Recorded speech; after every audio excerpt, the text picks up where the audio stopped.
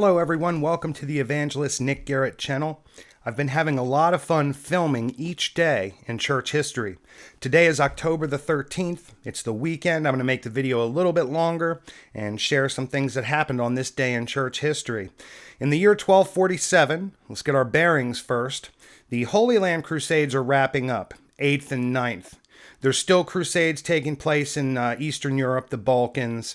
There's still conflict taking place, but as far as the Holy Land Crusades by papal sanction, we're nearing the end of that. Genghis Khan and the Mongol move through China toward the Levant is wrapping up also. Genghis Khan died about 20 years earlier, and right now his life's work is under the commission of his son.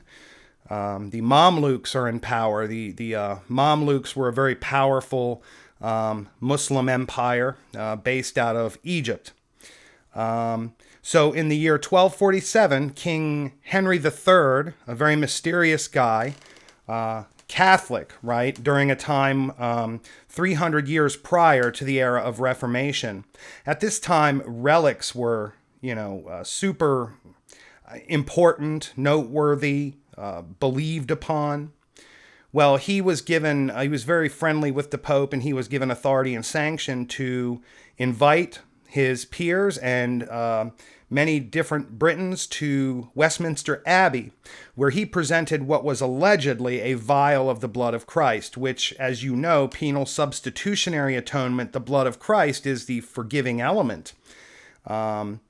This happened on October 13th, and back then there was more of a willingness to believe upon these things. As you know, the controversy of iconoclasm, the use of relics, portraits, paintings, art, and worship had been a discussion going on between the East and the West for a long time. So that happened on this day. King Henry was devoted a lot to King Edward, the Confessor, and he even named his son after him. On October 13, 1307, Philip IV, the Fair, began the dismantling of the Knights Templar. They rose up sometime between the Second and Third Crusade, 1147 to 1180s and 90s. By the early 1300s, they were very powerful. They controlled finance.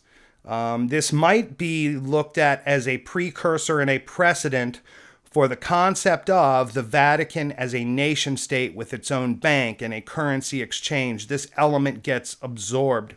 Later, after the Reformation, in the mid-1500s, we see the adoption of military religious orders for the work of the Pope as well, and the Jesuits. So we have our precedent in these types of things here.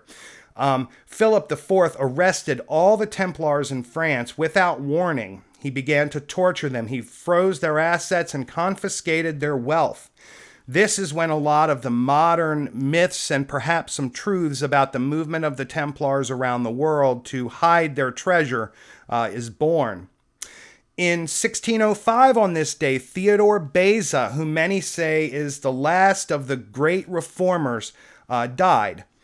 I don't know that I agree he's the last of the great reformers. I would say maybe he's the last of the great first generation of reformers.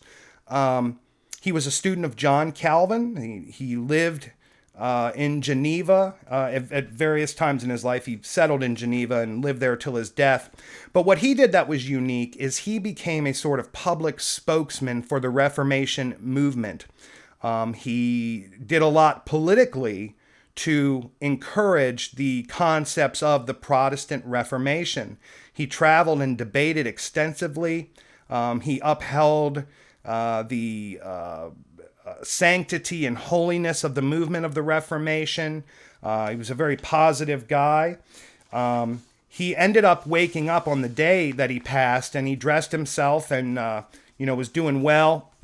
And some of his pupils came to visit him, and he was said to have said something like, is the city safe and quiet? There was a lot of conflict at the time, and they assured him that it was, and he collapsed there, and he ended up dying that day. He was born in Burgundy in 1519. He was the son of a county bailiff, or the equivalent of like a sheriff. His father had marked out his life's work for him. Much like Martin Luther, his father wanted him to study law. Somewhere along his path, he decided on theology, and it was because he started young. At age 9, he was put under the famous Greek scholar Melchior Volmar. He had a sympathy and an affinity for the Lutherans that had developed about 100 years earlier, 15 teens. And by the early 1600s, the Reformation had spread pretty far across Europe. He decided against becoming a lawyer, and he preferred literary studies and ended up devoting his life to the work of the Reformation. We have another Theodore on this day in church history, Theodore Fliedner, and he did something that I'm glad to talk about him after Besa because of this point here. As you know, the first reformers had come out of the Catholic Church. Many of them were priests.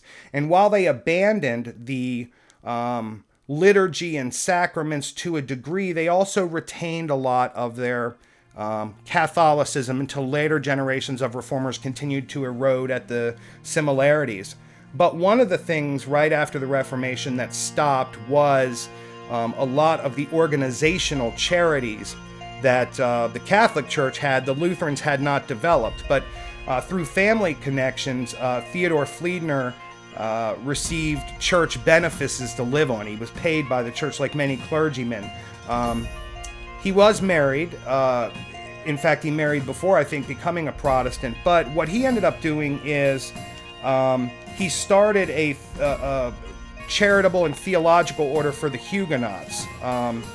He, as a Lutheran pastor, started a deaconess movement, essentially a Christian charity, right? Taking care of the poor, widowed, and orphaned. And he began the concept that it was okay to do charitable work inside the Lutheran movement. In the year 1706, in church history on October 13th, the Coptic King Ieyasu I of Ethiopia was murdered. He had been a successful warrior. He was a conciliator of religious differences in his region, and he built many great churches. Theodore Fliedner, what we were just talking about, took place on October 13th in the year 1836. I hope you all have a blessed day, blessed Lord's Day. This is being filmed on a Sunday, and I will talk to you tomorrow for more information on this day in church history. Please subscribe, like, and share. Check me out across the platforms at Evangelist Nick G, Evangelist Nick Garrett, or on Twitter at Truth First Christianity. Thank you.